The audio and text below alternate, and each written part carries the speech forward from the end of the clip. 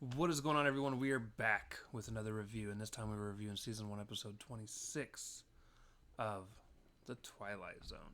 Please remember to check the link in the description below, hop on over, sign up for the Patreon if you want to get everything a full week early.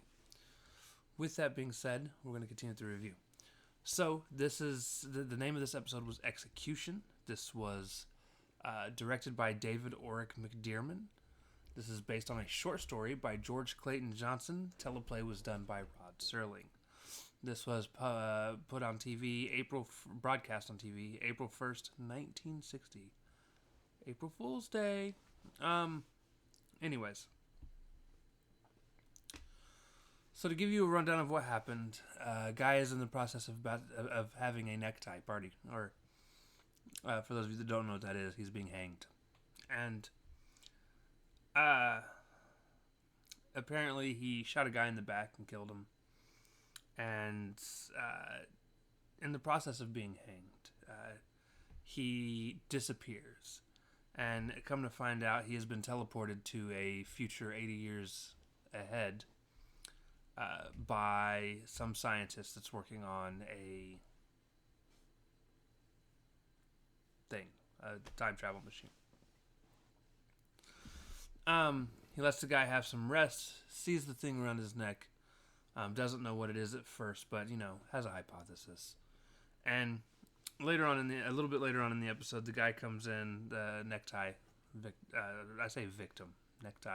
guy, comes in and starts asking him questions, and the guy basically tells him, he's like, hey, I am pretty sure you were in the process of being hanged, and you're on the other end of a rope when I brought you here. I'm going to have to send you back. Like, you're bad news. I'm pretty sure. And the guy's like, yeah, you're not going to do that. And they get into a scuffle.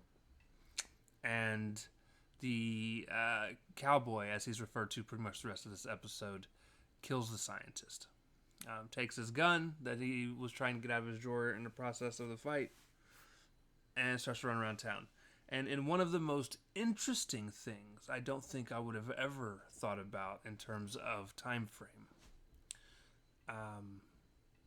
the guy came from a time period that's just real quiet in retrospect, because in today's day and age we're always dealing with sound, and since we grow up in it, we don't notice it. There's always cars, there's always fans, there's always TV, noise, just noise. And this guy comes from relative silence, where the only noise is conversations between people. There's not cars, there's not planes, so at most there's horses riding. Unless you're in a war, then there's gunfire. That's loud, obviously. But even still, it's momentary noise. It's not constant. So the cowboy from this moment on struggles with just loud noise constantly happening.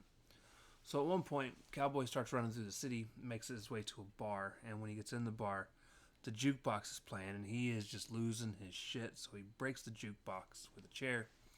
The barkeep is not too happy. Cowboy does not care. Basically shows him, hey, I've got a gun.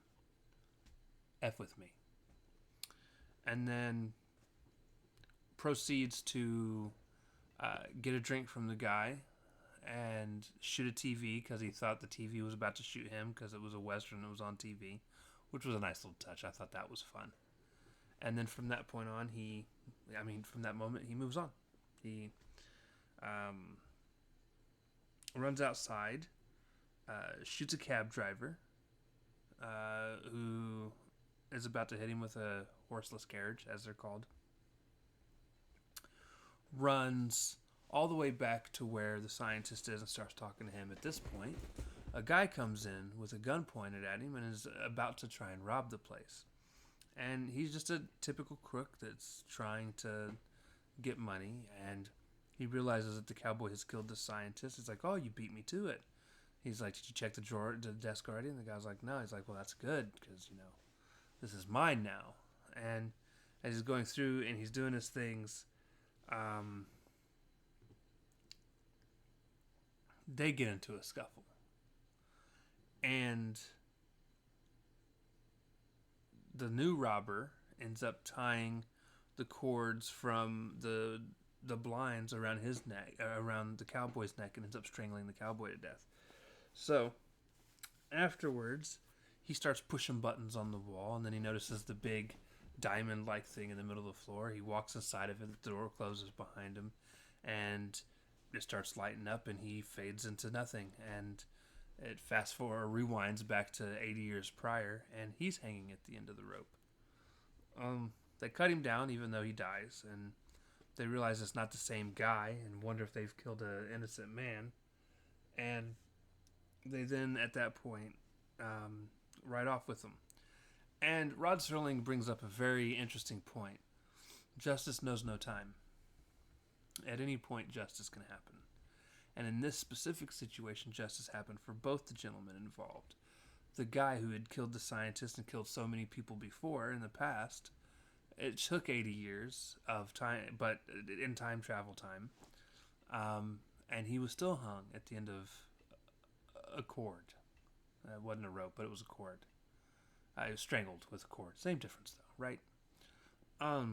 And the guy that came in and killed Cowboy got his justice, or justice got to him too.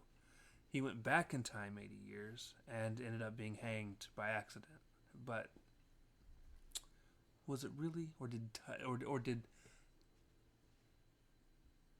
Mother Nature or fate have a plan? I guess fate's a better one. Did fate have a plan? Is that what really happened? Here's the deal. This isn't among the best episodes for me. Now, it has a couple things going against it. First and foremost, it has a very Western feel to it. I'm not a Western fan. Now, obviously, it has a twist. And the twist actually wasn't a bad one. And I did like how it ended. It had some weight to it. But it was a rough one. It was a rough one. It was, in my opinion, the weakest of the last four that we watched. And it's probably going to fall more in the middle of the pack. Again, I don't think it's bad. I just don't think it's good to great. It's just okay. Anyways, now I don't know what they could have done to make it any better. And again, a lot of it just with the beginning of it being a Western. I'm just not a Western person. Or cowboy mentality person. It's just not me. I do think, like I said, they took the story and made it at least interesting. So I was into that. Anyways, guys, that's going to do it. I love you guys, and we'll see you next time. Peace.